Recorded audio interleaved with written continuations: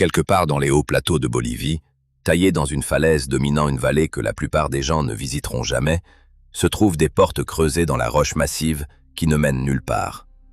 Derrière elles, aucune pièce, aucune chambre, aucune fonction pratique que quiconque ait pu établir.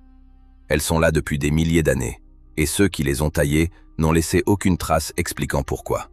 Sur la côte nord du Pérou, dans l'un des endroits les plus arides de la planète, une cité antique s'étend sur 20 km² de désert. D'immenses murs de briques crues émergent du sable, leur surface étant décorée de frises représentant des personnages et des animaux que personne n'a encore entièrement déchiffrés.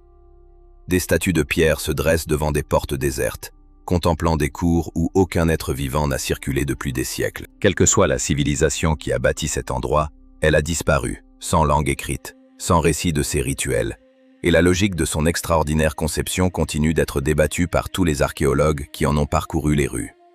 Ce soir, nous allons traverser les continents et les siècles pour en découvrir 10 autres. Et croyez-nous, certaines entrées de cette liste méritent vraiment que vous restiez jusqu'au bout. Installez-vous donc confortablement et laissez le monde extérieur s'effacer pendant un moment. Les Andes existent depuis très longtemps.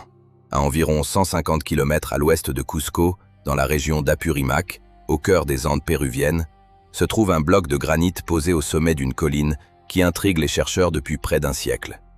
Il n'est pas particulièrement grand selon les standards de la taille de pierre andine, mesurant environ 4 mètres de long, 2,5 mètres de large et 1,5 mètre de haut. Ce qui le rend extraordinaire, c'est ce qui a été sculpté sur toute sa surface supérieure.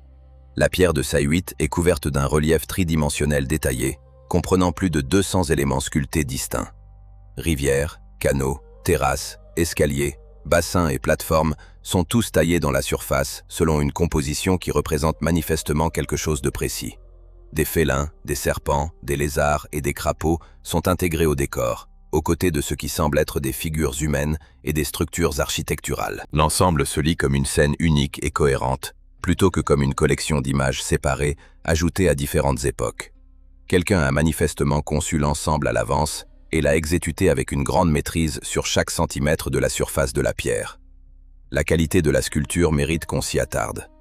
Le relief n'est pas superficiel. Les canaux représentant les rivières et les conduits sont profondément taillés dans le granit, certains descendant de plusieurs centimètres sous la surface environnante. Les terrasses s'abaissent en miniature d'une manière qui reproduit les véritables terrasses agricoles présentes dans tout le paysage andin. Les figures animales sont suffisamment détaillées pour être clairement identifiables. Les félins se distinguent des serpents, les lézards des crapauds. Ce travail n'a rien d'approximatif. Il a exigé des mains expertes, des outils adaptés et beaucoup de temps. Produire une œuvre d'une telle complexité dans le granit, l'une des pierres les plus difficiles à travailler, aurait constitué un chantier majeur, quelle que soit l'époque. La pierre s'inscrit dans un ensemble cérémoniel plus vaste. Autour de la pierre de Sayhuite, d'autres aménagements ont été taillés dans la roche environnante, canaux, sièges et plateformes creusées dans le versant, ce qui suggère que la zone a servi à des cérémonies et à des rituels pendant une longue période. L'eau semble avoir joué un rôle dans l'utilisation du site. Les canaux sculptés sur la pierre elle-même ont peut-être servi à conduire des offrandes liquides, de l'eau ou de la chicha. Cette boisson fermentée à base de maïs, utilisée dans les rituels andins, pouvait être versée sur la surface puis s'écouler dans les rivières et canaux sculptés au cours d'une cérémonie. Des indices de ce type d'offrande liquide ont été découverts sur d'autres sites sacrés incas, et la configuration de la surface de la pierre de Sayhuite est matériellement compatible avec un tel usage. Les autorités coloniales espagnoles connaissaient la pierre. Elle apparaît dans les premiers documents coloniaux, ce qui signifie qu'elle était déjà considérée comme importante au moment de la conquête, au XVIe siècle. Les études archéologiques sérieuses n'ont commencé qu'au XXe siècle, et la question à laquelle les chercheurs voulaient répondre, que représente réellement cette pierre, demeure sans réponse. Pour comprendre pourquoi elle existe, il faut d'abord savoir comment les Incas concevaient le paysage. Les Incas avaient une tradition de pierres sacrées appelée huacas, des roches naturelles ou modifiées, considérées comme spirituellement importantes et servant de points centraux aux cérémonies, aux prières et aux offrandes. Ce n'étaient pas de simples objets décoratifs. Elles étaient perçues comme des présences vivantes dans le paysage, liées aux ancêtres, aux dieux et aux forces qui gouvernaient le monde naturel. Sculpter une pierre à cette échelle aurait eu une importance religieuse et politique considérable, et n'aurait pas été entrepris à la légère, ni sans l'autorisation des plus hauts niveaux de la société inca. L'eau occupait également une place centrale dans tout ce que les Incas construisaient et croyaient. Leur système agricole dépendait d'un immense réseau de canaux et de terrasses qui acheminaient l'eau depuis les sources d'altitude jusqu'aux terres cultivées à travers le paysage andin. La gestion de l'eau n'était pas seulement pratique, elle était intégrée aux pratiques religieuses, les rivières, les sources et les pluies étant toutes liées à des divinités et à des rituels précis. La rivière Apurimac, qui traverse cette région et constitue l'un des principaux affluents de l'Amazone, était considérée comme l'un des cours d'eau les plus sacrés du monde inca. Son nom signifie en quechua « Seigneur qui parle », ce qui reflète le respect qu'elle inspirait. Les rivières et les canaux sculptés sur la pierre de Sayhuite s'inscrivent dans ce contexte, mais personne ne s'accorde sur la manière exacte dont ils s'y rattachent. Les figures animales symboliques ajoutent une autre dimension. Dans la tradition religieuse andine, le félin, le serpent et le crapaud représentaient chacun un domaine différent. Le félin était associé au monde supérieur et au ciel, le serpent au monde intérieur situé sous la terre, et le crapaud à l'eau, ainsi qu'au passage entre les différents mondes. Tous trois apparaissent sur la pierre de Sayhuite, intégrés au paysage de rivières et de terrasses sculptées d'une manière qui suggère que la composition porte une signification cosmologique, en plus de l'éventuel paysage physique qu'elle pourrait représenter. Mais le lieu, le système ou l'idée précise que montre la pierre n'a jamais été établie. Elle ne correspond suffisamment à aucun paysage réel des environs pour qu'on puisse affirmer qu'il s'agit simplement d'une carte, qu'il s'agisse d'un modèle hydraulique présentant un système idéal de gestion de l'eau, d'un diagramme cosmologique de l'univers andin disposé sur une surface de pierre, d'un paysage rituel représentant une géographie sacrée connue seulement des prêtres incas, ou d'une carte politique montrant des frontières territoriales. Aucune interprétation n'a réuni assez d'arguments pour trancher la question. L'identité de ces créateurs ajoute encore à l'incertitude. Certaines sculptures correspondent aux techniques et au style inca. D'autres éléments diffèrent suffisamment des œuvres incas connues pour que des chercheurs envisagent que la pierre soit antérieure aux Incas et qu'elle ait été intégrée à leur paysage cérémoniel plutôt que créée par eux. Les Incas avaient l'habitude d'absorber et de réutiliser les sites et objets sacrés des cultures qu'ils conquéraient dans les Andes. La présence d'une pierre pré-Inca dans un complexe Inca n'aurait donc rien d'inhabituel. Les preuves permettant de confirmer ou d'écarter une origine pré-Inca n'ont tout simplement pas été trouvées. Ce que l'on sait, en revanche, c'est que la pierre a été volontairement endommagée après la conquête espagnole. Certaines parties de la sculpture ont été détruites d'une manière qui paraît intentionnelle plutôt qu'accidentelle. Des figures et des éléments précis ont été supprimés, au lieu d'être brisés au hasard. L'explication la plus probable est que ces destructions ont eu lieu pendant la campagne coloniale, visant à supprimer les pratiques religieuses autochtones, lorsque les sites et objets sacrés des Andes furent systématiquement pris pour cible. Si c'est bien le cas, les sections endommagées étaient peut-être celles qui fournissaient les indications visuelles les plus claires sur ce que représentait la pierre et sur la façon dont elle était utilisée. Ce qui s'y trouvait a disparu à jamais. De récents relevés photogrammétriques ont permis de produire des modèles numériques tridimensionnels détaillés de la surface sculptée, rendant possible l'étude d'éléments difficiles à distinguer sur des photographies ou lors d'une visite sur place. Ces modèles ont confirmé toute la complexité et la densité de la composition, et révélé dans les zones endommagées des détails qui n'étaient pas clairement visibles auparavant. Ils n'ont pas résolu la question centrale de ce que représente la pierre. Ils ont cependant montré que les sculptures s'étendent plus loin sur la surface que ne l'indiquaient les relevés antérieurs, et que la composition est encore plus élaborée qu'elle ne le paraît au premier regard. La première partie de la surface de la pierre était la plus susceptible de se trouver au milieu de cette même surface. Pendant la plus grande partie de l'histoire, le monde connu des civilisations méditerranéennes s'arrêtait quelque part aux environs du détroit de Gibraltar. Au-delà de cet étroit passage s'étendait l'Atlantique ouvert, largement inexploré et largement inconnu. Mais les peuples qui s'y aventurèrent, notamment les marchands phéniciens qui empruntaient les routes de la Méditerranée occidentale, rapportèrent des récits décrivant, de l'autre côté du détroit, un royaume sans équivalent dans les régions plus proches. Ils l'appelaient Tartessos, et d'après toutes les descriptions qui nous sont parvenues, ce royaume était extraordinaire. Des auteurs grecs, dont Hérodote, décrivaient Tartessos comme l'un des partenaires commerciaux les plus riches du monde connu. Argent, or et étain provenaient de cette région en quantité telle qu'elle jouait un rôle commercial majeur dans toute la Méditerranée. Les Phéniciens, qui avait établi vers 800 avant notre ère un comptoir commercial à l'emplacement de l'actuel Cadix, sur la côte sud-ouest de l'Espagne, entretinrent pendant des siècles d'étroites relations commerciales avec les Tartésiens. Ces échanges étaient mutuellement avantageux et sont bien attestés dans les sources historiques. Ce que les sources ne disent pas, c'est où se trouvait réellement la capitale tartésienne, ni ce qui est arrivé à cette culture lorsqu'elle a disparu. On estime que Tartessos a prospéré entre environ 900 et 500 avant notre ère, autour de la basse vallée du Guadalquivir, dans la région aujourd'hui appelée Andalousie, au sud-ouest de l'Espagne. Cette culture produisait des objets distinctifs de grande qualité, des ouvrages élaborés en or et en argent, des figurines en bronze et des objets cérémoniels retrouvés sur des sites de toute la région. Elle développa également un système d'écriture, dont subsistent environ 50 inscriptions connues, gravées principalement sur des stèles funéraires, ces dalles de pierre dressées pour commémorer les morts. Cette écriture n'a été que partiellement déchiffrée, et le sens complet des textes reste obscur. La richesse minérale qui rendit Tartessos célèbre dans le monde antique provenait en grande partie des mines de Rio Tinto, dans les collines au nord de Huelva, l'un des plus riches gisements d'argent et de cuivre de la Méditerranée antique.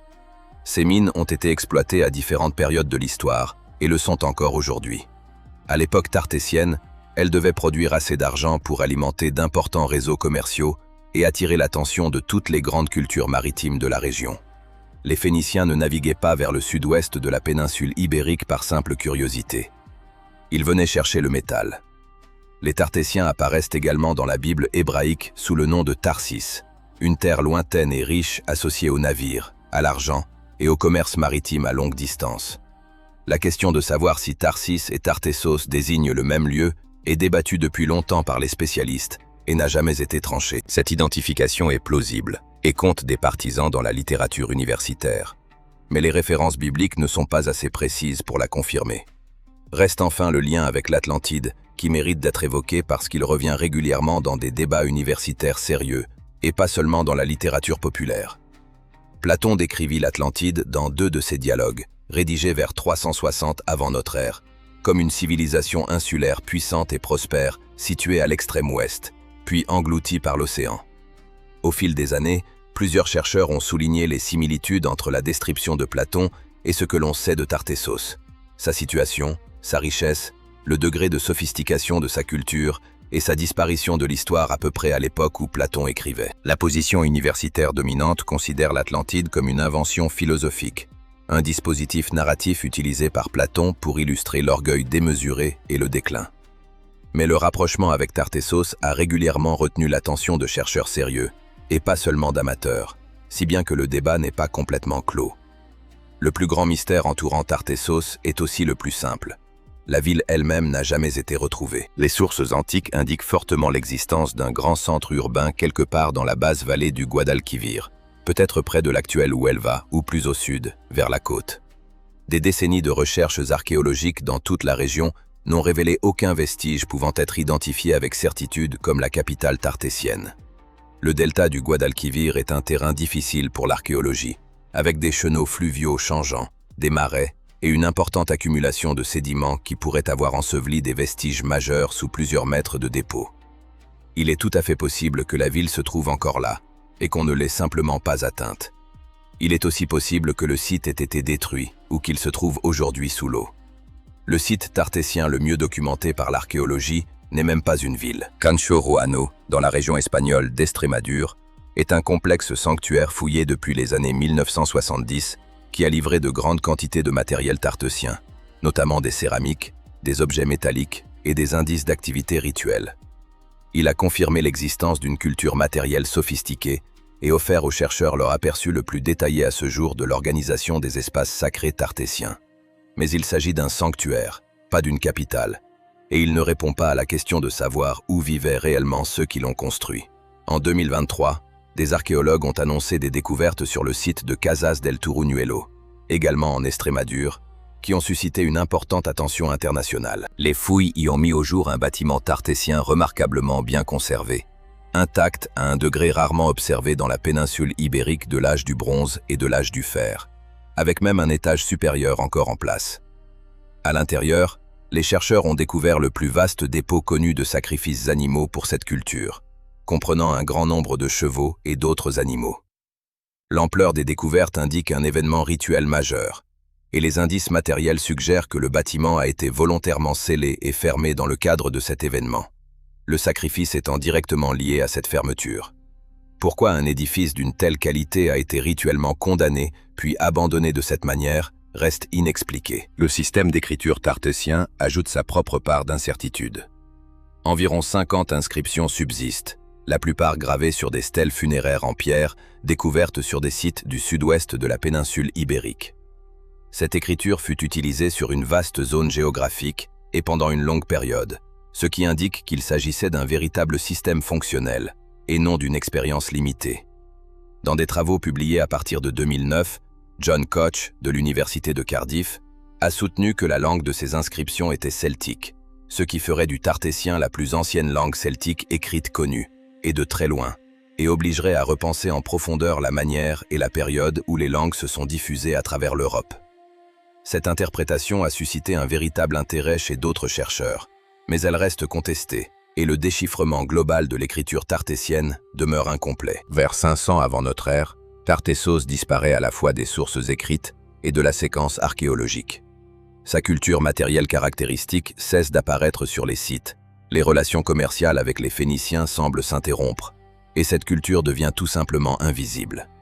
L'explication la plus souvent avancée est que l'expansion de Carthage, la puissante cité-État nord-africaine issue du monde phénicien, a perturbé les réseaux commerciaux de la Méditerranée occidentale qui avaient soutenu la prospérité tartessienne. Sans le commerce de l'argent, les fondements économiques de la culture ont peut-être fini par s'effondrer. Mais aucune preuve directe ne montre ce qui s'est réellement passé. Aucune couche de destruction, aucun conflit rapporté, aucun moment précis où tout aurait pris fin. La culture cesse simplement d'apparaître. Une civilisation assez riche pour être décrite dans les récits grecs, les archives commerciales phéniciennes et peut-être la Bible hébraïque, dotée d'un système d'écriture qui, si l'interprétation actuelle est juste, pourrait bouleverser l'histoire des langues celtiques et dont la capitale n'a jamais été retrouvée. Voilà où se situe Tartessos dans le dossier archéologique aujourd'hui. Sur la côte nord du Pérou, là où les Andes descendent vers le Pacifique et où le paysage devient désertique, se trouve une cité antique couvrant 20 km² de plaine côtière. Ses murs s'élèvent de plusieurs mètres au-dessus du sable. Ses rues s'étendent sur des kilomètres et d'immenses cours cérémonielles restent ouvertes sous le ciel. Chan Chan était la capitale de l'empire Chimú, la plus grande ville précolombienne d'Amérique du Sud, et elle subsiste à différents degrés de ruines depuis plus de 500 ans. Plus les archéologues l'étudient avec précision, plus certains aspects de sa construction et de son gouvernement se révèlent étranges. L'empire Chimú contrôla une longue portion de la côte péruvienne d'environ 900 à 1475 de notre ère, lorsque l'expansion de l'empire Inca finit par le soumettre. À son apogée, Chan Chan abritait entre 30 000 et 60 000 habitants, une population urbaine considérable pour l'Amérique précolombienne. La ville fut construite presque entièrement en briques d'adobe, un choix pratique compte tenu de l'extrême aridité du désert côtier qui a permis aux structures de se conserver bien mieux qu'elles ne l'auraient fait sous un climat plus humide. Les détails encore visibles sur les murs, avec leurs frises géométriques de poissons, d'oiseaux et de motifs ondulés répétés sur de vastes surfaces décorées, donnent une idée de l'aspect élaboré que devait avoir la ville lorsqu'elle était pleinement occupée et entretenue. L'économie qui faisait vivre Chan Chan reposait sur l'agriculture irriguée dans les vallées fluviales traversant le désert, la pêche le long de la côte et des réseaux commerciaux qui s'étendaient vers le nord jusqu'à l'Équateur et la Colombie. Les Chimús étaient des artisans très qualifiés, surtout dans le travail des métaux, et leurs orfèvres et argentiers étaient réputés à un tel point que, lorsque les Incas conquirent Chan Chan en 1475, ils déplacèrent des artisans Chimús jusqu'à Cusco afin qu'ils travaillent pour la cour impériale. Le fait que les Incas, qui possédaient eux-mêmes des traditions artisanales très avancées, aient choisi d'importer des spécialistes Chimús plutôt que de simplement former leurs propres artisans, en dit long sur le niveau de savoir-faire développé à Chan Chan au fil des siècles. Les Chimús n'ont laissé ni système d'écriture, ni texte déchiffré. Tout ce que l'on sait de leur histoire et de leurs croyances provient de l'archéologie et des récits rédigés par des chroniqueurs espagnols après la conquête, lesquels s'appuyaient eux-mêmes sur les traditions orales incas concernant les Chimús, ce qui nous éloigne encore davantage de la source. Cela signifie qu'une grande partie de ce qui se passait à l'intérieur de Chan Chan, les décisions politiques, les pratiques religieuses, l'organisation sociale interne, est soit déduite des vestiges matériels, soit tout simplement inconnue. et ces vestiges sont déjà extraordinaires à eux seuls. La caractéristique la plus distinctive de Chan Chan réside dans ces 9 ensembles royaux, appelés ciudadelas. Chacun est une immense enceinte fortifiée. La plus grande mesure environ 600 mètres de long sur 400 mètres de large et renferme un agencement complexe de pièces, de couloirs, de cours ouvertes, d'espaces de stockage, d'un puits et d'une plateforme funéraire. Les murs des ciudadelas atteignent par endroits jusqu'à 9 mètres de hauteur, ce qui en fait des structures véritablement imposantes dominant la ville environnante. Les murs intérieurs sont décorés des mêmes frises géométriques que l'on retrouve ailleurs à Chan Chan, couvrant de grandes surfaces de motifs répétés, représentant la vie marine et des formes géométriques. Chaque ciudadela fut construite par un roi Chimu différent et servit de palais royal pendant son règne. À la mort du roi, la ciudadela était scellée. Son corps était placé sur la plateforme funéraire avec d'importantes offrandes et, d'après les restes humains retrouvés par les archéologues, des victimes sacrifiées. L'ensemble devenait alors un mausolée. Il ne fonctionnait plus comme un palais, mais restait entretenu et vénéré par les descendants du roi défunt, qui poursuivaient les rituels consacrés aux ancêtres et conservaient le contrôle des richesses qui y étaient entreposées. Le nouveau roi faisait construire une nouvelle ciudadela depuis le début. Ce système est appelé héritage partagé, et il n'est documenté nulle part ailleurs dans le monde antique à une telle échelle, ni sous une forme architecturale aussi particulière. Le principe était le suivant.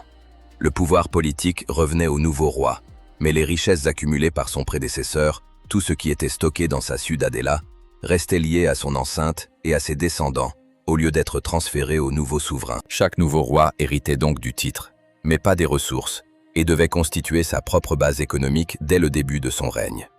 Les ciudadelas réparties à travers Chan Chan sont la manifestation matérielle de ce système, qui semble avoir fonctionné pendant 9 règnes successifs. On ignore pourquoi les Chimus ont mis en place cette organisation et l'ont maintenue pendant plusieurs siècles. Elle créait une situation où la capitale contenait plusieurs pôles indépendants de richesse et de pouvoir, chacun lié à l'enceinte d'un roi défunt et géré par une lignée différente de descendants, tandis que le nouveau roi construisait le sien. Comment un tel système a pu rester politiquement stable? Comment les conflits entre les différentes lignées étaient réglés et ce qui s'est produit à mesure que le nombre de ciudadelas actives augmentait sont autant de questions auxquelles l'archéologie n'a pas répondu. Les plateformes funéraires des ciudadelas auraient dû concentrer les indices les plus importants sur les pratiques royales Chimu, mais elles ont été massivement pillées. À l'époque coloniale espagnole, le pillage des sépultures précolombiennes dans tout le Pérou fut systématique et méthodique, motivé par les objets en or et en argent généralement enterrés avec les membres de l'élite. On ignore en grande partie ce qui avait été déposé à l'origine dans les plateformes funéraires de Chan Chan, au-delà des restes humains et des objets en céramique qui ne pouvaient pas facilement être fondus. Ces pillages ont rendu extrêmement difficile la reconstitution complète des pratiques funéraires royales Chimu, ainsi que l'évaluation de l'ampleur des richesses autrefois conservées dans les ciudadelas. Même la question fondamentale du nombre exact de ciudadelas et de l'identité du roi qui a construit chacune d'elles n'a pas été définitivement résolue. Les récits espagnols ont conservé les noms de souverains Chimus, et les chercheurs ont tenté d'associer certains ensembles à certains rois en se fondant sur leur taille, leur ordre de construction et leur position dans la ville. Ce travail se poursuit encore, et l'association entre les noms et les structures n'a pas été confirmée avec assez de certitude pour être considérée comme établie. Les recherches archéologiques récentes à Chan Chan se sont détournées des ciudadelas pour se concentrer davantage sur les zones qui les séparent, là où vivait la majorité de la population. Différentes zones résidentielles ont été identifiées, depuis des ensembles intermédiaires relativement bien construits qui semblent avoir abrité des spécialistes et des administrateurs de rang moyen, jusqu'à des structures plus simples et irrégulières, occupées par la population générale. Ces travaux commencent à fournir une image plus complète du fonctionnement de Chan Chan en tant que ville, et non plus seulement de l'organisation de ces ensembles réservés aux élites. Le système de gestion de l'eau de Chan Chan fait lui aussi l'objet d'études approfondies. Faire vivre des dizaines de milliers de personnes dans un désert côtier exigeait un approvisionnement fiable en eau douce, et les Chimus aménagèrent dans la ville de grands réservoirs creusés afin de recueillir et de stocker l'eau provenant de la nappe phréatique. Ces réservoirs, appelés huachak, étaient des ouvrages considérables, certains couvrant plusieurs centaines de mètres carrés, et ils nécessitaient un entretien et une gestion continue pour rester fonctionnels. La manière dont ce système d'approvisionnement était organisé dans toute la ville et dont il a été maintenu pendant les siècles d'occupation de Chan Chan fait toujours l'objet de recherches. Lorsque les Incas conquirent Chan-Chan en 1475, ils ne détruisirent pas la ville. Ils l'intégrèrent à leur empire, déplacèrent les artisans qualifiés comme nous l'avons vu et incorporèrent certaines pratiques administratives chimus à leur propre système impérial. Dans quelle mesure le modèle impérial Inca fut influencé par ce qu'il découvrit à Chan-Chan, notamment par les systèmes très organisés de stockage et de distribution développés par les chimus, reste un domaine de recherche actif. La plupart des mystères de cette liste concernent des choses qui ont disparu. Des villes perdues, des cultures évanouies, des structures dont les bâtisseurs n'ont laissé aucune trace. Le prochain cas est différent.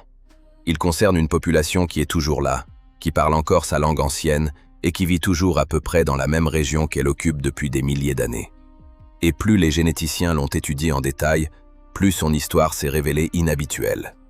Les Basques vivent dans une région située de part et d'autre de l'extrémité occidentale des Pyrénées, à la frontière entre l'actuel nord de l'Espagne et le sud-ouest de la France. Ils appellent leur patrie Euskal Herria. Il existe aujourd'hui environ 3 millions de Basques, dont la majorité vit du côté espagnol de la frontière. Ils possèdent leurs propres traditions culturelles, leur propre cuisine, leur propre sport et surtout, pour ceux qui nous intéressent ici, leur propre langue. Le basque, appelé euskara, est une langue isolée. Cela signifie qu'il n'a aucun lien de parenté connu avec une autre langue au monde, vivante ou morte. Il n'est apparenté ni à l'espagnol, ni au français, ni à aucune autre langue romane. Il n'est lié à aucune langue germanique ou slave. Il n'est pas indo-européen. Il n'appartient à aucune famille de langues sémitiques. Les linguistes l'ont comparé à pratiquement tous les groupes linguistiques connus sans trouver de lien de parenté véritable. L'euskara demeure entièrement isolé dans les archives linguistiques, et cela depuis qu'il est étudié. Pendant longtemps, ce statut de langue isolée du basque fut considéré comme une curiosité intéressante, à signaler puis à laisser de côté.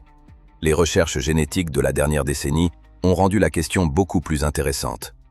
Pour comprendre ce qu'elles ont révélé, il faut savoir ce qui est arrivé aux populations européennes au cours des 10 derniers millénaires.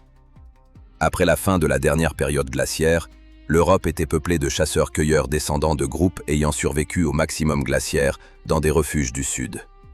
À partir d'environ 9000 ans avant notre époque, des agriculteurs venus d'Anatolie, dans l'actuelle Turquie, commencèrent à gagner l'Europe, apportant avec eux l'agriculture, des animaux domestiques et un profil génétique différent de celui des populations déjà présentes. Au cours de plusieurs millénaires, ces agriculteurs nouvellement arrivés remplacèrent en grande partie les chasseurs-cueilleurs, ou se mêlèrent à eux dans une grande partie du continent.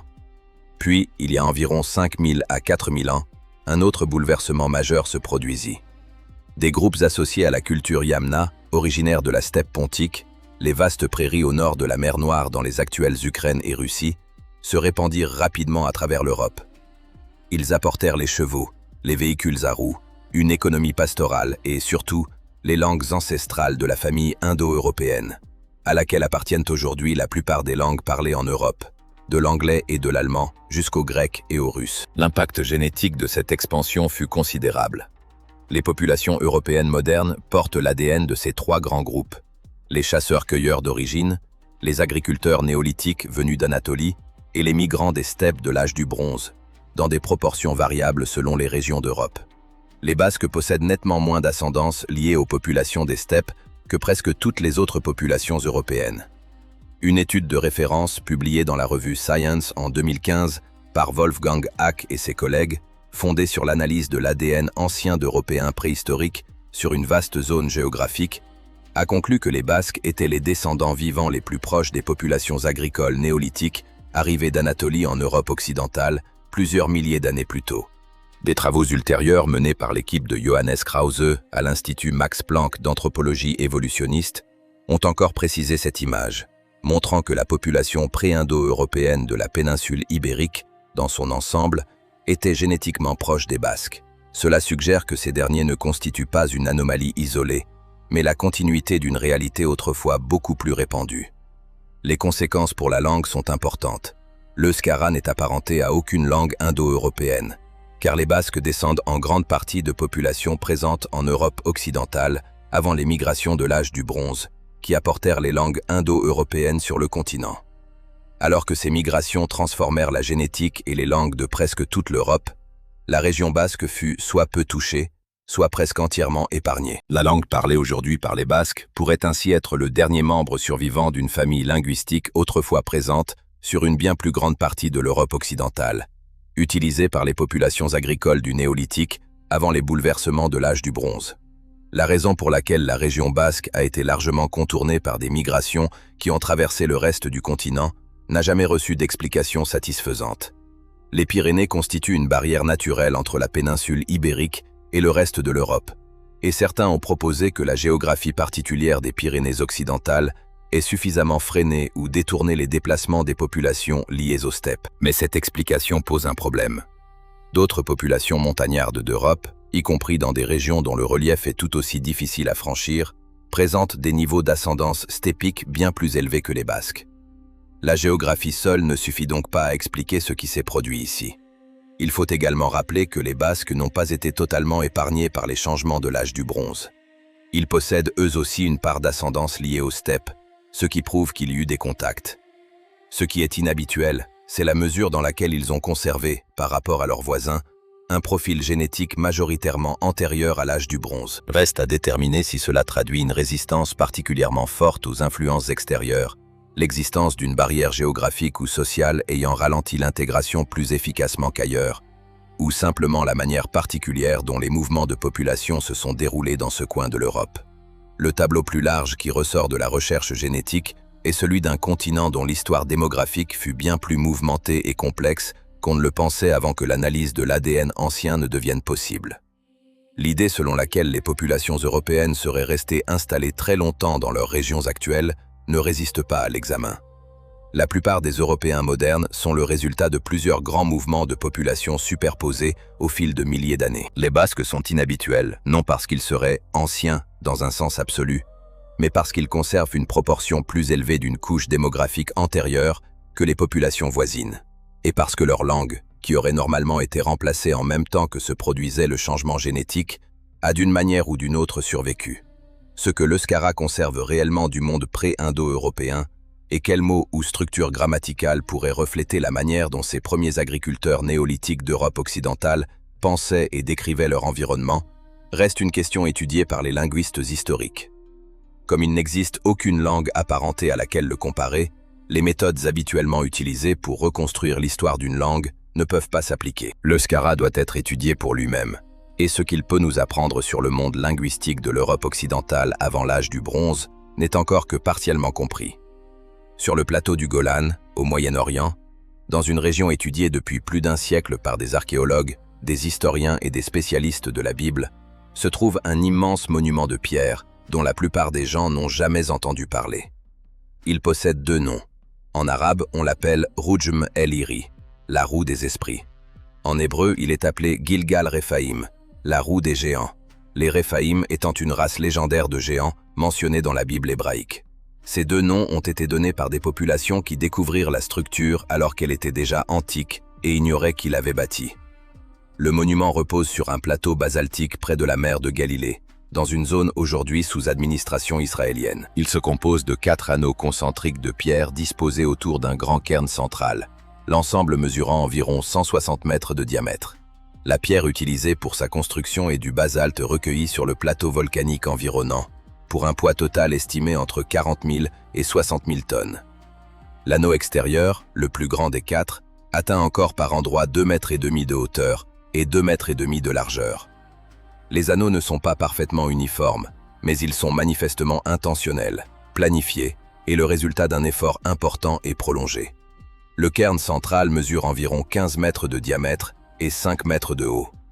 Les fouilles de cette structure ont livré des restes humains et du mobilier funéraire datant de l'âge du bronze moyen, soit approximativement de 2000 à 1500 avant notre ère. Le cairn semble avoir servi de monument funéraire, et les restes humains confirment qu'il fut utilisé à cette fin à un moment donné.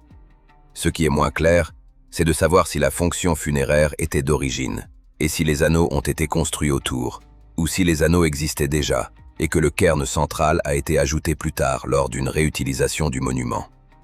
D'après les poteries et le matériel découvert sur place, l'ensemble des anneaux remonterait au Chalcolithique, ou au début de l'âge du bronze, soit environ entre 4500 et 2000 avant notre ère. La construction initiale daterait donc d'il y a 5 à 6 000 ans, ce qui ferait de Rujim El Iri un monument plus ancien que Stonehenge et que les pyramides d'Égypte.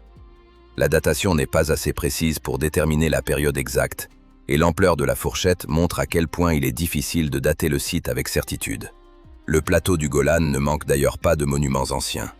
On y trouve en grand nombre des dolmens, chambres funéraires mégalithiques formées de 2 pierres dressées ou davantage, surmontées d'une grande dalle, témoignant d'une tradition régionale de construction monumentale en pierre remontant à plusieurs millénaires. Rujim El Iri s'inscrit dans cette tradition, mais à une échelle totalement différente. Construire un seul dolmen exige de déplacer et de mettre en place quelques grandes pierres. Construire Rujim El Iri a nécessité le déplacement de dizaines de milliers de tonnes de basalte pour former 4 anneaux concentriques sur un plateau volcanique, ce qui implique un niveau d'organisation sociale et de coordination du travail très supérieur à celui requis pour les simples tombes à chambre des environs. On ignore qui a organisé cet effort. Les sociétés du sud du Levant, au début de l'âge du bronze, devenaient de plus en plus complexes à cette époque, développant l'agriculture, les réseaux commerciaux et les premiers établissements urbains. Mais leur documentation archéologique reste insuffisante pour attribuer avec assurance un projet de cette ampleur à un groupe précis, doté d'une structure de pouvoir bien identifiée. Le monument est là, les pierres sont là. Mais l'identité de ceux qui décidèrent de le construire et dirigèrent les travaux reste entièrement inconnue. Le site fut repéré depuis les airs, puis officiellement documenté pour la première fois par des chercheurs dans les années 1960 et 1970. Depuis, il a fait l'objet de relevés de surface, de photographies aériennes et de fouilles limitées, principalement concentrées sur le cairn central. Ce qui se trouve sous les murs des anneaux eux-mêmes et dans les espaces qui les séparent n'a jamais été étudié de manière systématique. Le monument n'a jamais été entièrement fouillé. Compte tenu de son échelle, une exploration complète constituerait une entreprise considérable, et la complexité politique persistante du plateau du Golan n'a pas facilité l'organisation de grands projets archéologiques. Au-delà de l'identité de ces bâtisseurs, la question la plus débattue au sujet des anneaux concerne leur fonction. L'usage funéraire du cairn central explique un élément du site, mais il n'explique pas les anneaux. Plusieurs chercheurs ont proposé que les ouvertures aménagées dans les anneaux aient été volontairement alignées sur des événements astronomiques, en particulier le lever du soleil au solstice d'été et au solstice d'hiver. Une étude de Jonathan Mizrachi et de ses collègues, publiée dans la revue Biblical Archaeologist, a examiné cette question en détail et identifié des éléments allant dans le sens d'une orientation intentionnelle des ouvertures vers les positions du soleil au solstice. Si cette interprétation est correcte, Rujim El Iri rejoindrait Stonehenge, Newgrange et le cercle de Gozek en Allemagne, dans une tradition ancienne plus large de monuments conçus pour marquer le déplacement du soleil au cours de l'année. L'interprétation astronomique n'est toutefois pas universellement acceptée. D'autres chercheurs estiment que les indices ne sont pas assez solides pour distinguer un alignement intentionnel d'une simple coïncidence d'orientation, et le débat se poursuit sans conclusion. Une partie de la difficulté vient du fait que, sans fouille complète, nous ne disposons pas d'une vision globale de la disposition du monument, ni des relations entre ces différents éléments. Les 2 noms donnés au site par ceux qui ne pouvaient l'expliquer méritent également d'être relevés. Roue des esprits et roue des géants traduisent la même réaction. Face à une structure si vaste et si ancienne que les populations qui la découvrirent ne pouvaient plus l'expliquer par leur mémoire historique, elles l'attribuèrent à des êtres surnaturels ou légendaires. On retrouve le même phénomène dans les temples de Gigantija à Malte, à Stonehenge lui-même et sur des sites mégalithiques du monde entier. Lorsqu'un monument survit à la mémoire culturelle de ceux qui l'ont construit, les explications qui viennent combler le vide font souvent intervenir des géants, des dieux ou des esprits. À Rujim El Iri, après des décennies d'archéologie moderne, ce vide s'est réduit, mais les principales questions restent ouvertes. En 1948, un diplomate britannique nommé Sir Alec Kirkbride survolait le désert du centre de la Jordanie lorsqu'il regarda vers le sol et aperçut quelque chose qui, à première vue, n'avait aucun sens. Sous lui, un mur traversait le paysage, s'étirant du nord au sud à travers le désert ouvert. Ce n'était ni une courte limite de terrain, ni les ruines d'un bâtiment, mais une longue structure linéaire manifestement construite de manière délibérée, qui se prolongeait au-delà de ce qu'il pouvait suivre depuis les airs. Il en prit note, la signala, et la question de sa véritable nature n'a jamais reçu de réponse satisfaisante. Ce mur est appelé Khat Shabib. Il s'étend sur environ 150 km dans le désert jordanien et se compose de pierres libres empilées pour former une barrière basse, d'environ 1 mètre de haut sur 1 mètre de large.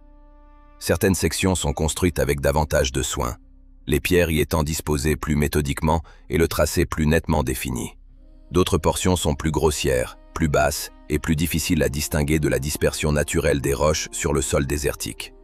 Le mur n'est pas non plus continu. Il est divisé en longues sections séparées par des interruptions qui peuvent correspondre à des ouvertures prévues dès l'origine ou simplement à des portions effondrées ou démontées au fil des siècles par des personnes réutilisant les pierres. Ce qui en subsiste constitue l'une des structures les plus énigmatiques de la région. Le paysage qu'il traverse donne une idée de l'ampleur du chantier.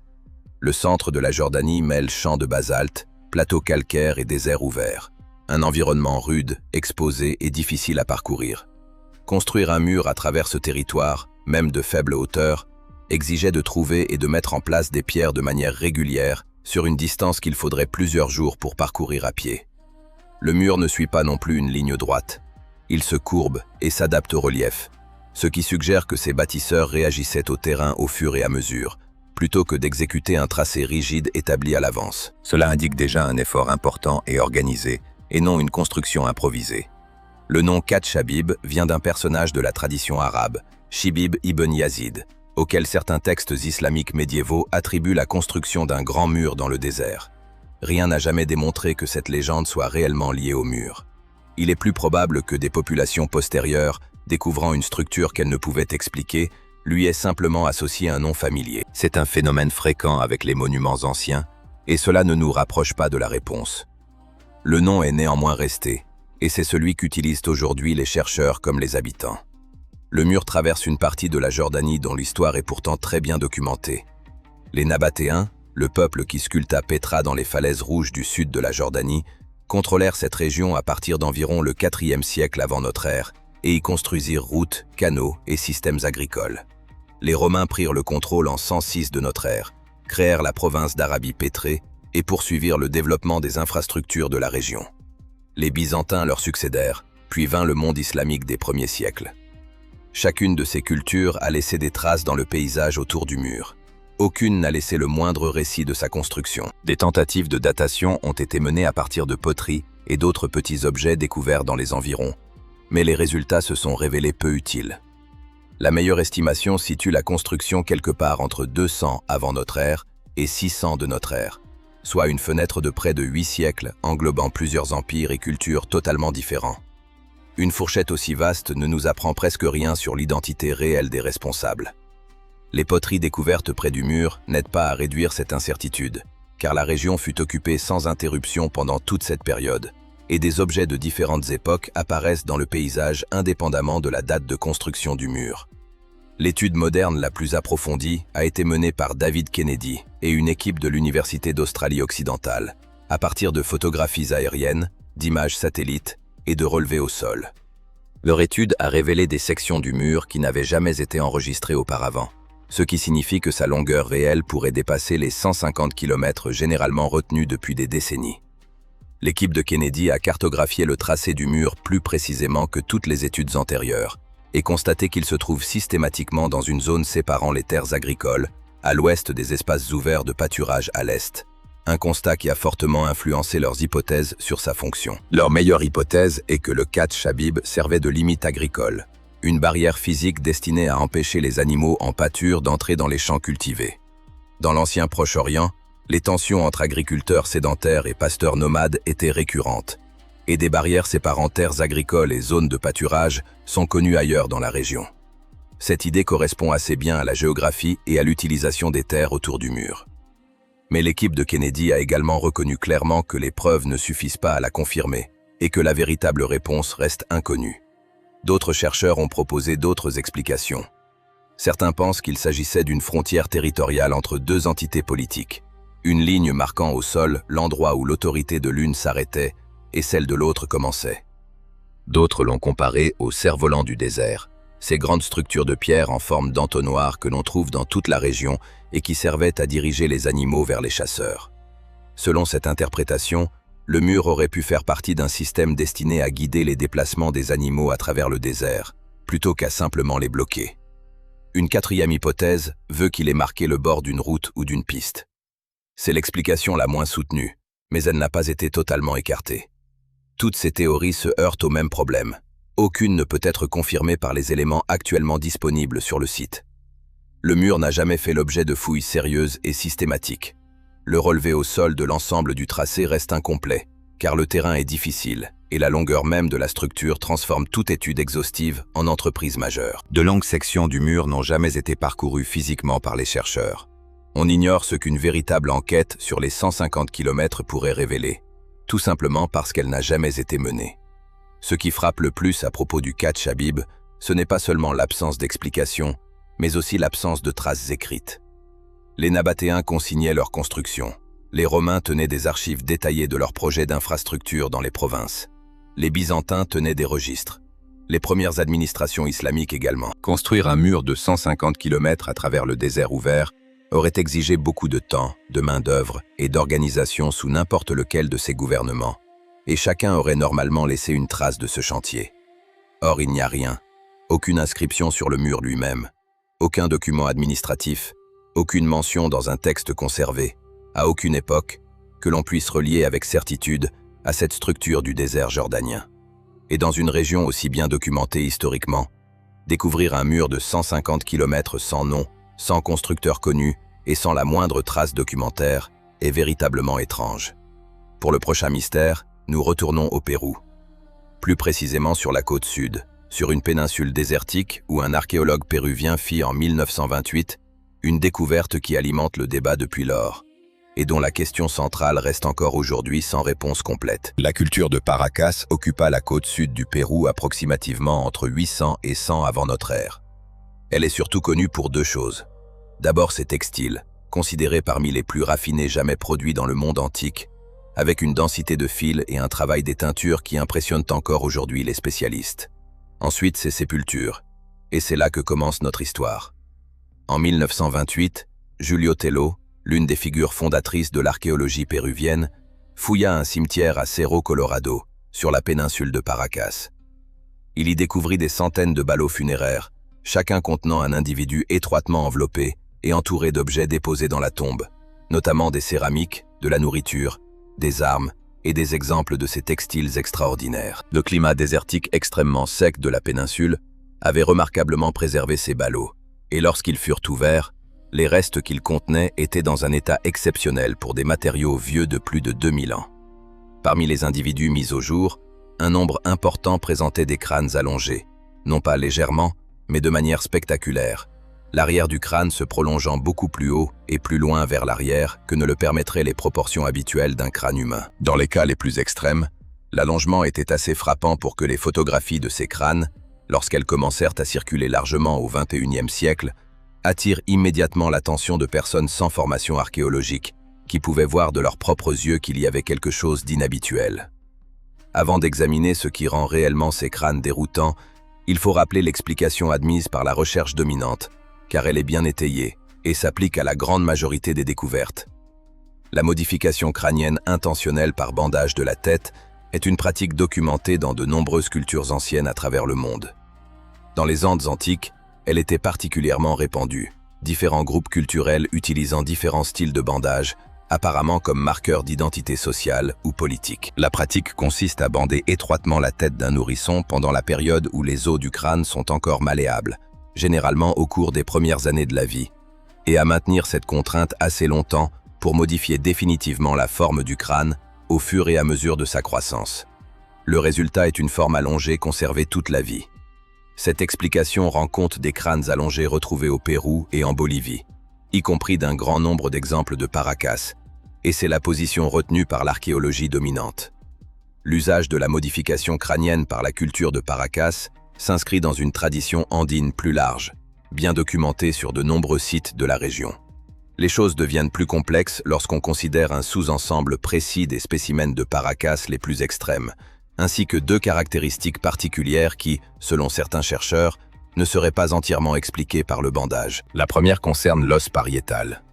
Un crâne humain normal possède deux os pariétaux, l'un de chaque côté de la partie supérieure du crâne, qui se rejoignent au centre au niveau d'une articulation appelée suture sagittale. Plusieurs des crânes de Paracas les plus extrêmes semblent présenter une seule plaque pariétale, au lieu de deux os séparés réunis par une suture. Ce n'est pas un effet que produit le bandage crânien. Le bandage modifie la forme du crâne en redirigeant sa croissance, mais il ne fait pas fusionner deux os en un seul et n'empêche pas la formation de la suture sagittale. Si l'observation d'une plaque pariétale unique est exacte et se retrouve de manière cohérente sur plusieurs spécimens, elle représenterait une véritable différence anatomique plutôt qu'un simple effet de déformation. La deuxième question concerne le volume crânien. Le bandage modifie la forme d'un crâne, mais n'augmente pas sa capacité interne. Son volume total reste approximativement le même, qu'il soit arrondi ou allongé. Certains crânes de Paracas auraient toutefois des volumes crâniens nettement supérieurs à la plage humaine normale, certaines estimations évoquant jusqu'à 60% ou davantage au-dessus de la moyenne. Si ces mesures sont exactes, le bandage ne suffit pas à les expliquer. Ces deux points sont devenus centraux dans le débat, mais tous deux se heurtent à un problème majeur. Les spécimens les plus extrêmes n'ont pas encore fait l'objet d'une étude exhaustive, indépendante, contrôlée scientifiquement, évaluée par les pairs et accompagnée de résultats publiés. Les observations concernant les plaques pariétales et les volumes crâniens proviennent principalement de chercheurs travaillant en dehors du cadre académique dominant. Et les données n'ont pas été soumises au niveau de vérification nécessaire pour confirmer ou rejeter ces affirmations avec confiance. La question de l'ADN ajoute une autre couche au débat. Vers 2014, un projet dirigé par le chercheur Brian Forster, en collaboration avec le généticien Lloyd Pye, rendit public des résultats d'analyse d'ADN prélevés sur des crânes de Paracas. Selon les résultats annoncés, certains haplogroupes d'ADN mitochondrial ne correspondaient ni aux populations andines connues, ni à aucun autre groupe humain connu. Ces résultats attirèrent une immense attention sur Internet. Ils ne furent jamais publiés dans une revue évaluée par les pairs, et leur méthodologie fut remise en question par des généticiens ayant examiné les informations rendues publiques sur l'analyse. Une étude d'ADN ancien évaluée par les pairs, portant sur des individus de Paracas et publiée dans la revue PLOS ONE par Ferenc Schmitz et ses collègues, examina du matériel génétique de la région et obtint des résultats entièrement compatibles avec les populations sud-américaines connues. L'étude ne trouva aucun indice de matériel génétique inhabituel ou anormal dans les échantillons analysés. Le débat se situe aujourd'hui dans la tension entre ces deux ensembles de données. L'un, évalué par les pairs, ne trouve rien d'inhabituel. L'autre, non évalué par les pairs, affirme avoir observé quelque chose de significatif. La position de l'archéologie dominante est claire et appuyée par des travaux scientifiques publiés. Les affirmations alternatives concernant les plaques pariétales et les volumes crâniens restent non résolues, non pas parce qu'elles auraient été testées puis réfutées, mais parce qu'elles n'ont pas encore été examinées selon les normes nécessaires pour les confirmer ou les écarter. Les crânes de Paracas sont conservés principalement au musée d'histoire de Paracas, dans la ville de Paracas, ainsi que dans d'autres institutions péruviennes. L'accès des chercheurs indépendants a été limité à certaines périodes, ce qui a alimenté la frustration de ceux qui estiment qu'une analyse indépendante et approfondie des spécimens les plus extrêmes pourrait trancher le débat dans un sens ou dans l'autre. La question de savoir si une telle analyse sera menée dans des conditions permettant la publication de résultats évalués par les pairs reste ouverte. Ce qui n'est pas contesté, c'est que le cimetière de la péninsule de Paracas a livré un ensemble extraordinaire de restes humains, que certains présentent des caractéristiques physiques inhabituelles, et que l'on cherche encore à comprendre pleinement ce qu'était la culture de Paracas et quelle place elle occupe dans l'histoire plus vaste de la préhistoire sud-américaine. Les recherches sur l'ADN ancien en Amérique du Sud, notamment autour de Paracas, ont régulièrement révélé des surprises sur l'histoire des populations de la région, et la place précise de la culture de Paracas dans cette histoire n'est toujours pas définitivement établie. Dans une bibliothèque de l'université Yale se trouve un livre qui reste illisible depuis 600 ans. Non pas parce que personne n'a essayé de le lire, mais parce que personne n'y est parvenu. Le manuscrit de Voynich est un ouvrage manuscrit et illustré d'environ 240 pages, entièrement rédigé dans une écriture inconnue et rempli de dessins colorés qui n'ont jamais reçu d'explication satisfaisante. Il est catalogué à la bibliothèque Beinecke des livres rares et manuscrits de Yale, sous la cote MS 408, et il a suscité une attention universitaire et cryptographique plus soutenue que presque n'importe quel autre document au monde. Des équipes de Bletchley Park, le centre britannique de cryptanalyse de la Seconde Guerre mondiale, qui parvint à casser le chiffrement de la machine Enigma nazie, se sont penchées dessus. L'Agence nationale de sécurité des États-Unis l'a également étudié. Linguistes, spécialistes des manuscrits, statisticiens et historiens ont tous essayé. aucun n'a produit de traduction acceptée par la communauté universitaire. Le manuscrit attira une attention plus large en 1912, lorsque Wilfried Voynich, libraire polonais réputé pour retrouver des manuscrits rares, l'acheta au collège jésuite de Villa Mondragone, près de Frascati, en Italie.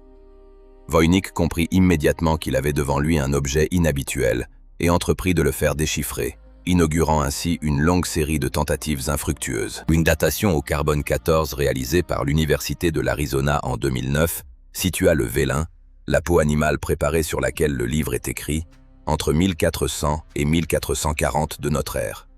Les matériaux physiques de l'ouvrage sont donc bien datés du début du XVe siècle, même si le texte pourrait en théorie avoir été inscrit plus tard sur un support plus ancien. La provenance du manuscrit avant son achat par Voynich est partiellement connue.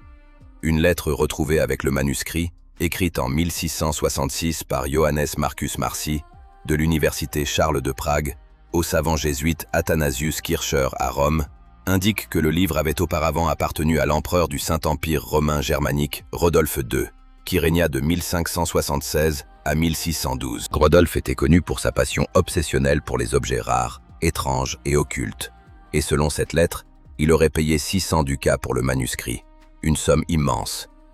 Avant son acquisition par Rodolphe, la piste disparaît. Le contenu du manuscrit est divisé en sections auxquelles les chercheurs ont attribué des noms de travail selon ce que semblent représenter les illustrations. La section botanique contient des dessins de plantes dont la plupart ne correspondent clairement à aucune espèce connue. Certaines semblent combiner les caractéristiques de différentes plantes réelles, ce qui pourrait traduire de l'imagination, une représentation symbolique ou une volonté délibérée de masquer le lien avec de véritables connaissances botaniques. La section astronomique contient des diagrammes circulaires avec ce qui ressemble à des configurations d'étoiles et à des figures proches du zodiaque, sans correspondre clairement à une tradition astronomique connue. La section biologique est celle qui attire généralement le plus l'attention. On y voit des groupes de femmes nues, immergées dans, ou se déplaçant à travers, des systèmes complexes de tuyaux et de bassins dont la signification n'a jamais été établie. Les sections cosmologiques et pharmaceutiques contiennent d'autres diagrammes, ainsi que ce qui semble être des récipients d'herbes ou de remèdes, là encore sans identification certaine. L'écriture elle-même demeure l'énigme centrale.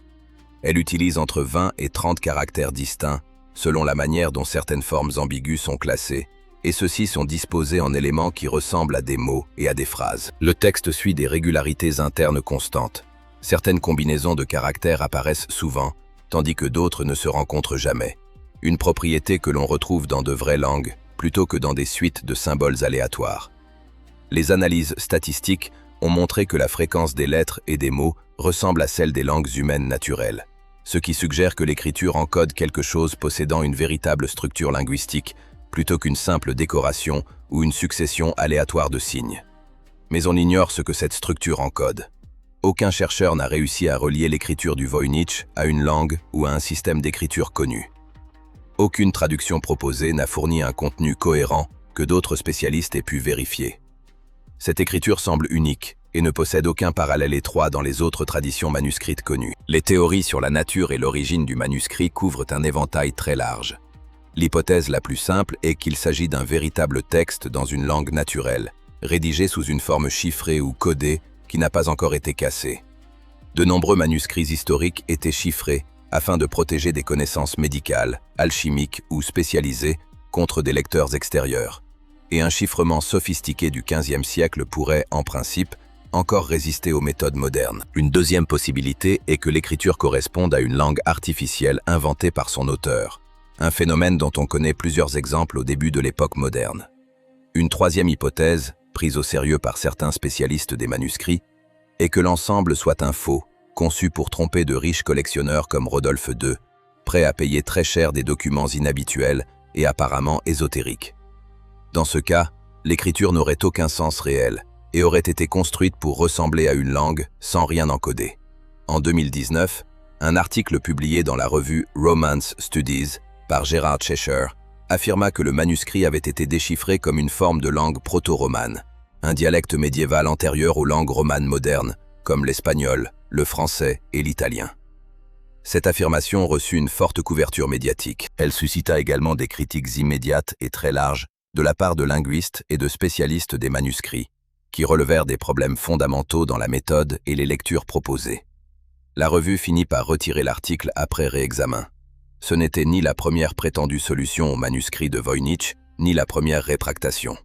La bibliothèque Beinecke a numérisé le manuscrit et rendu gratuitement accessible en ligne des images haute résolution de chaque page, ce qui signifie que le document est aujourd'hui plus accessible aux chercheurs qu'à n'importe quel autre moment de son histoire.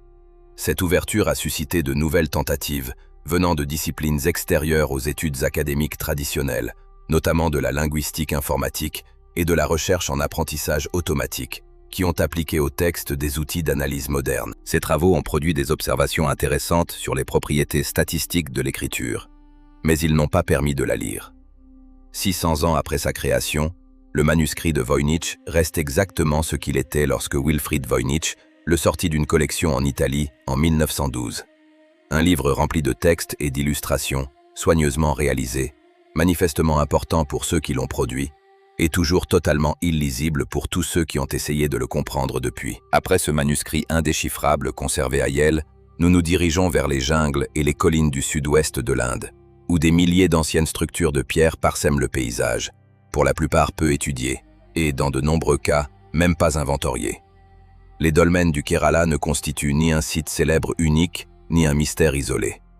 Ils appartiennent à une tradition répartie sur une vaste partie du sud de l'Inde, et la question qu'ils soulèvent est connue des chercheurs depuis le XIXe siècle, sans avoir reçu de réponse satisfaisante. Le Kerala, État du sud-ouest de l'Inde bordé par la mer d'Arabie à l'ouest et par les Ghats occidentaux à l'est, compterait au moins 2000 dolmens. Cette estimation reste incertaine, car aucun inventaire moderne et exhaustif de la région n'a jamais été achevé. De nouveaux sites continuent d'être signalés par des chercheurs locaux dans des zones que l'archéologie institutionnelle n'a pas encore couvertes, si bien que le nombre réel pourrait être plus élevé. Les États voisins du Tamil Nadu et du Karnataka en comptent des milliers d'autres, ainsi que des structures mégalithiques apparentées, notamment des cercles de pierre, des pierres dressées appelées menhirs et de grandes urnes funéraires. Pris dans son ensemble, le sud de l'Inde possède l'une des plus fortes concentrations de monuments funéraires mégalithiques au monde. Pour ceux qui ne connaissent pas le terme, un dolmen est une structure simple mais imposante. 2 grandes pierres dressées ou davantage sont plantées dans le sol pour former les parois d'une petite chambre. Puis une grande dalle plate est posée au-dessus pour servir de couverture. On obtient ainsi un espace couvert servant de chambre funéraire. On trouve des dolmens en Europe, en Corée, dans certaines régions du Moyen-Orient, ainsi qu'en Asie du Sud et du Sud-Est. Ceux du Kerala suivent exactement le même principe de base que ceux de France, d'Irlande, d'Espagne et de Grande-Bretagne, pourtant construits à des milliers de kilomètres de distance, et d'après les datations actuelles, par des populations sans lien documenté entre elles. Les dolmens du Kerala datent principalement de l'âge du fer en Asie du Sud, approximativement entre 1000 et 300 avant notre ère, même si certains pourraient être plus anciens. Ils furent officiellement documentés pour la première fois par des archéologues britanniques à l'époque coloniale au XIXe siècle. Puis des relevés plus systématiques furent réalisés par des chercheurs, dont Frederick Price, au début du XXe siècle. Ce que ces premiers chercheurs avaient remarqué et que tous ceux qui ont ensuite étudié le sujet ont également souligné, c'est à quel point les dolmens du sud de l'Inde ressemblent à leurs équivalents européens dans leur forme fondamentale. La culture matérielle associée aux bâtisseurs mégalithiques du sud de l'Inde comprend une céramique caractéristique noire et rouge, des objets en fer et des indices de pratiques funéraires élaborés dans lesquels plusieurs individus étaient placés au fil du temps dans une même chambre, accompagnés d'un important mobilier funéraire. Cette tradition funéraire révèle des communautés qui accordaient une grande importance au traitement et à la commémoration de leurs morts, investissant dans des structures permanentes en pierre qui marquaient l'emplacement des sépultures et permettaient vraisemblablement la poursuite d'activités rituelles sur le site. L'identité exacte des bâtisseurs n'est pas établie. La tradition mégalithique du sud de l'Inde est antérieure aux premiers documents écrits de la région, ce qui signifie que ceux qui construisirent ces monuments n'ont laissé aucun témoignage direct sur eux-mêmes. Leur relation avec les populations historiques ultérieures du sud de l'Inde est déduite, mais non démontrée. Certains chercheurs ont rapproché ces bâtisseurs mégalithiques des communautés de langue dravidienne installées depuis très longtemps dans le sud de l'Inde, en s'appuyant sur certaines continuités culturelles entre la période mégalithique et les époques historiques. Mais une continuité dans le temps ne prouve pas une filiation directe, et ce lien reste une déduction fondée sur des indices circonstanciels, plutôt qu'un fait démontré. C'est dans la comparaison avec les dolmens européens que se situe la question la plus débattue et la moins résolue. La similitude structurelle entre les dolmens du sud de l'Inde et ceux d'Europe est observée depuis les premières études formelles et n'a jamais reçu d'explication pleinement satisfaisante. Les deux traditions sont séparées par des milliers de kilomètres et par un important écart chronologique. La construction mégalithique européenne atteignit son apogée approximativement entre 4000 et 2000 avant notre ère, et était en grande partie achevée avant que la tradition du sud de l'Inde n'atteigne la sienne. D'après toutes les preuves disponibles, les populations qui construisaient des dolmens en France ou en Irlande n'étaient pas en contact direct avec celles qui en construisaient au Kerala. 3 explications ont été avancées pour expliquer cette ressemblance. La première est l'invention indépendante. Les deux traditions auraient trouvé séparément la même solution architecturale, parce que la forme du dolmen constitue un moyen pratique et relativement simple de bâtir une chambre funéraire couverte à partir de grandes pierres. C'est l'explication privilégiée par la majorité des archéologues et la lecture la plus simple des preuves disponibles. La deuxième hypothèse est celle de la diffusion culturelle. La connaissance de la forme du dolmen se serait propagée d'une région à l'autre par des réseaux commerciaux et migratoires reliant différentes parties de l'Ancien Monde sur de longues périodes. La troisième est celle d'une origine commune. Les deux traditions descendraient d'une pratique antérieure partagée qui n'a pas encore été identifiée dans les archives archéologiques. Aucune de ces explications n'a été confirmée. L'invention indépendante reste la position par défaut, mais elle présente une faiblesse que les chercheurs reconnaissent. Le degré de similitude structurelle entre les traditions de dolmens du sud de l'Inde et d'Europe est considérable et dépasse leur forme générale pour inclure des détails de techniques de construction et d'organisation spatiale dont on pourrait s'attendre à ce qu'ils varient davantage si les deux traditions s'étaient réellement développées dans un isolement complet. Une étude de Shinde et de ses collègues sur la tradition mégalithique plus vaste de l'Asie du Sud a examiné la répartition et la diversité des types de monuments dans la région et défendu l'idée d'un développement régional accompagné de contacts entre sous-régions sud-asiatiques, sans toutefois traiter directement de la relation entre la tradition du sud de l'Inde et ce qui se produisait en Europe à des dates antérieures. Le problème pratique est que les connaissances nécessaires pour établir cette comparaison restent incomplètes des deux côtés. En Europe, les études sur les mégalithes se poursuivent depuis largement plus d'un siècle, et la tradition est relativement bien documentée. Au Kerala et dans les États voisins, les relevés sont restés partiels. Des sites connus depuis des générations par les communautés locales ne sont officiellement enregistrés que maintenant, et nous ne disposons toujours pas d'une vision complète de la tradition régionale. Nombre de structures, variété des formes et répartition dans le paysage. Aucun inventaire moderne exhaustif, faisant appel aux méthodes actuelles, notamment l'imagerie aérienne et satellitaire pour repérer les sites dans les zones boisées et difficiles d'accès, n'a encore été réalisé. Le sud de l'Inde abrite donc une immense tradition mégalithique, encore largement sous-étudiée, qui soulève une véritable question sur les connexions préhistoriques à laquelle l'archéologie n'a pas encore répondu, au sein d'un paysage qui recèle presque certainement encore des sites que la recherche officielle n'a pas atteints. Nous terminons ce soir dans le centre de l'Inde, devant un monument dont la plupart des passionnés d'histoire ancienne ont déjà entendu parler, mais que beaucoup moins connaissent réellement en détail. Le grand stupa de Sanchi est l'une des plus anciennes structures de pierre d'Inde, l'un des exemples les mieux conservés d'architecture bouddhique ancienne au monde, et un site inscrit au patrimoine mondial de l'UNESCO, étudié sérieusement par les chercheurs depuis plus d'un siècle. Il renferme pourtant encore des énigmes que ces chercheurs n'ont pas entièrement résolues, visibles en plein jour au sommet d'une colline de l'état du Madhya Pradesh. Le stupa fut commandé à l'origine par l'empereur Maurya Ashoka vers 250 avant notre ère. Ashoka est l'une des figures majeures de l'histoire de l'Inde ancienne, un souverain arrivé au pouvoir par la conquête militaire avant de connaître une profonde transformation personnelle après la guerre de Kalinga, un conflit qui fit un nombre immense de victimes et dont les propres inscriptions d'Ashoka disent qu'il le laissa accabler par l'ampleur des souffrances. Il se convertit au bouddhisme, renonça à toute nouvelle expansion militaire et consacra le reste de son règne à promouvoir les principes bouddhiques dans tout son empire, faisant construire des stupas destinés à abriter des reliques du Bouddha sur des sites sacrés à travers le sous-continent. Sanchi comptait parmi les plus importants. Le stupa originel d'Ashoka était un tumulus hémisphérique massif en briques, construit au-dessus d'un dépôt de reliques et entouré d'une balustrade en bois. Pendant la période Shunga, au 2e et 1er siècle avant notre ère, la structure fut considérablement agrandie. Le tumulus de briques fut revêtu de pierre, Une base cylindrique fut ajoutée, la balustrade environnante fut reconstruite en pierre, et 4 portails de pierre richement sculptés, appelés Torana, furent érigés aux 4 points cardinaux autour du monument. La dynastie Shunga est davantage associée à un renouveau de la tradition religieuse brahmanique qu'au bouddhisme, ce qui rend particulièrement intéressant le fait qu'elle ait continué à investir dans le développement d'un site bouddhique comme Sanchi.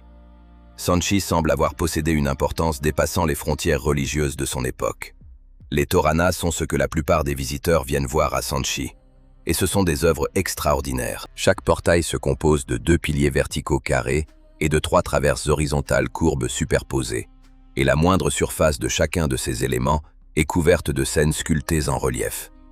La densité des sculptures est remarquable. Personnages, animaux, éléments architecturaux, arbres, êtres célestes et scènes narratives occupent chaque surface disponible des portails, disposés en registres horizontaux qui parcourent les traverses et se prolongent le long des piliers. La quantité totale d'informations sculptées sur les 4 Torana est immense et représente un programme artistique et religieux majeur réalisé au 1er siècle avant notre ère.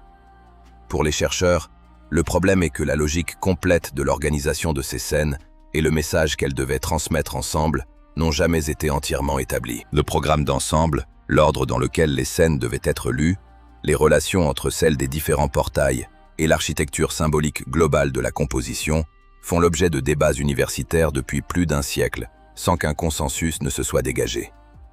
Différents chercheurs ont proposé différents ordres de lecture et différents cadres pour comprendre comment les portails étaient censés fonctionner ensemble comme une déclaration religieuse unifiée, et le débat reste actif. L'une des caractéristiques les plus singulières des sculptures de Sanchi réside dans ce qui en est absent. Le Bouddha lui-même n'apparaît jamais sous forme humaine dans les sculptures, alors même qu'il est le sujet central des scènes. Les Torana furent réalisés à une époque où la tradition consistant à représenter le Bouddha comme un être humain ne s'était pas encore développée. Cette tradition apparut plus tard dans la région du Gandhara, dans les actuels nord-ouest du Pakistan et Afghanistan, où les conventions artistiques grecques introduites à la suite des campagnes d'Alexandre le Grand se mêlèrent à l'iconographie bouddhique pour produire les premières représentations anthropomorphes du Bouddha. À Sanchi, sa présence est indiquée par des symboles. Une roue représente le premier sermon. Un trône indique l'endroit où il s'était assis. Un parasol marque son statut d'être supérieur. Des empreintes de pas, ou encore un arbre de la Bodhi sous lequel il atteignit l'éveil. Les scènes entourant ces symboles, avec des foules de fidèles, des événements historiques, des êtres célestes et des espaces architecturaux, doivent être lues en gardant à l'esprit que la figure centrale, à laquelle elles se rapportent toutes, n'est jamais représentée directement.